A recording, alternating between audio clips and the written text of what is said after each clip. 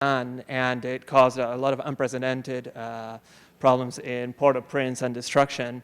And we had the opportunity to actually implement a program that was aiming to help people with information, taking the notion that if you're vulnerable, if your house has just collapsed, if let's say your wife is injured and you have a kid and you want to find the one hospital that will help his, a broken arm or something, that having information about where that could happen could actually transform a very bad week into a slightly better one. And we partnered with what you don't see on the top right, I guess, which is the Thomson Reuters Foundation, to actually put together a system called EIS, which brought together a lot of experience from field reporting and curation of information and sending mass communication to the populations with Thomson Reuters Foundation's expertise from AlertNet in reporting under crisis. And when the earthquake struck, a combination of InSTEDD and Thomson Reuters team deployed to Haiti. I actually happened to be in Tanzania working in a project about animal health reporting over SMS. So I quickly hopped to where I would find better bandwidth in Nairobi, and I stayed with Eric. Thank you, Eric, for that, for some nights while we pretty much did not sleep. Working on the project, and we had other InSTEDD people travel into Haiti to deploy with the first wave. That was me in a coffee shop in Nairobi, pretty easy working. That was effectively the office in the airport of Port-au-Prince. The desk that you see is actually a turned cart from the luggage area of the airport that was just strewn about. And that beach ball over there is actually a satellite antenna providing a little bit of internet. So the goal of coming together was to deploy this EIS system that would help the Haitian population not just receive messages and then forward them on to USAID, but actually empower them with information that they needed. In a sense, there was a lot of journalism for the external audience, right? What is going on in Haiti? All the people outside wanted to know. Well, what if journalism was, what does the person in Port-au-Prince need to know and want to know right now? And wanted to actually structure the journalistic operation around that.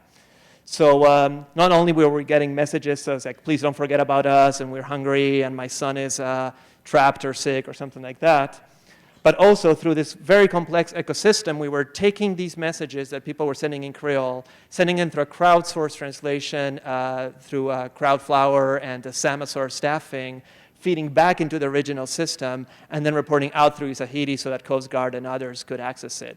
And this whole ecosystem, taking these messages, translating them in real time, tagging them, and sending them elsewhere, was all hooked up in the first 36 to 48 hours after the earthquake. It was an incredible experience in emergent collaboration where people who already had technology said, what can you do, what can you do, what can you do? Josh gets pinged, hey, we have a 466 shortcode, what do we do with this? And it says, it's like, well, we can hook that up, and then we'll forward an RSS stream, and Samasaur says, we'll translate it, and it all really just came together pretty fast in time to actually save some people from the initial injuries after the earthquake, but then ongoing as the overall challenges of having lived through an earthquake continued over the months, and it still lives on.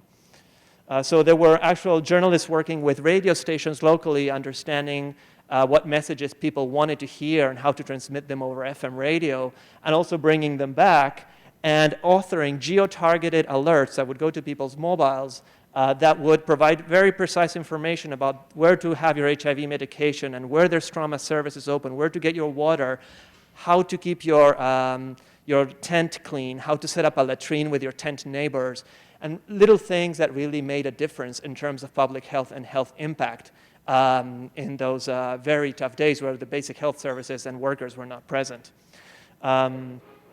There was a lot of information being brought in from the different health clusters of the United Nations and the different NGOs working on the ground.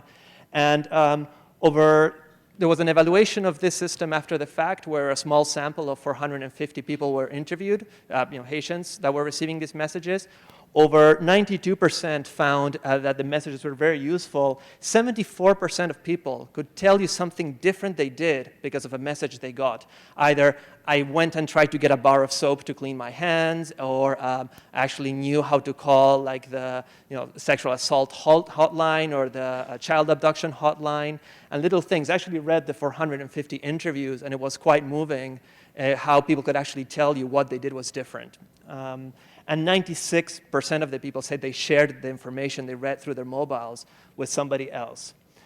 Here are some examples of the stories. There was people responding to health issues, to basic security aspects.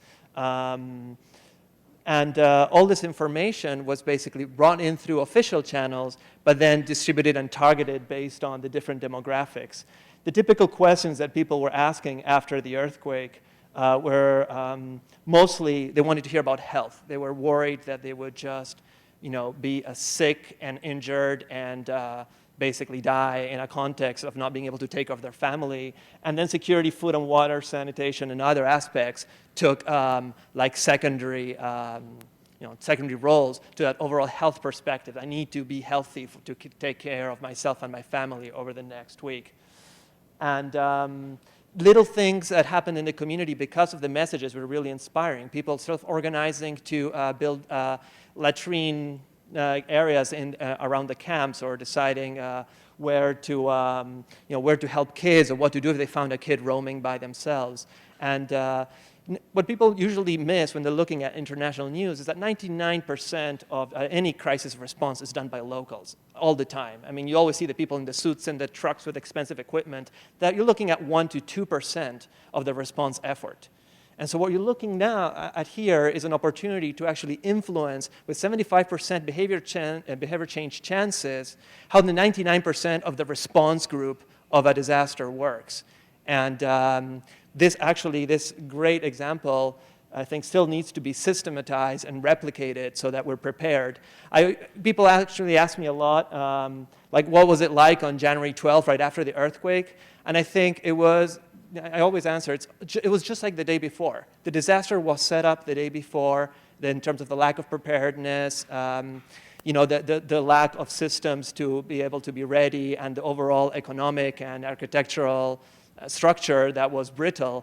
And the earthquake was just a trigger. It was just a match, but the dynamite was already in place. And I think if anything we learned from that is that not only that positive impact is possible, and it can be very encouraging to get the reach of these mobile messages. Over 3 million messages were sent over a course of 1.5 months.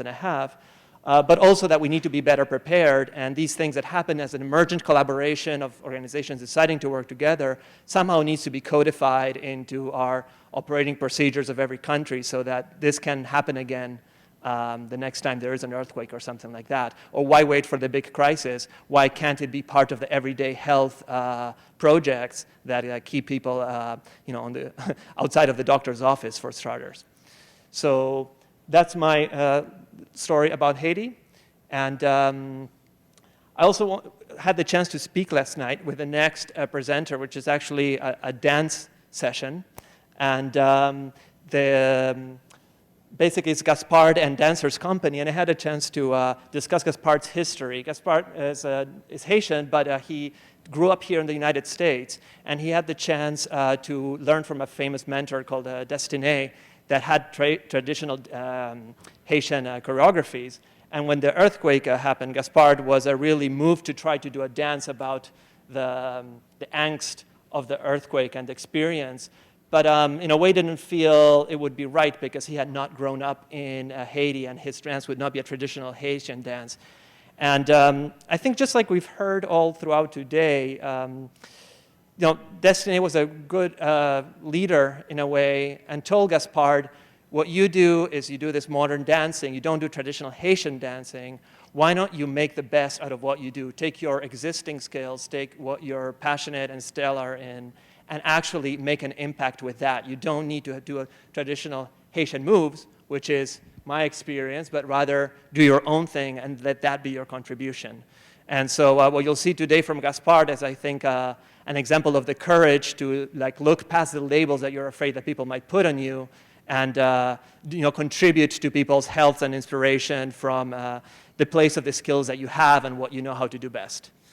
And I don't know where Gaspard is or where the dancers are, but I'm sure they'll appear shortly.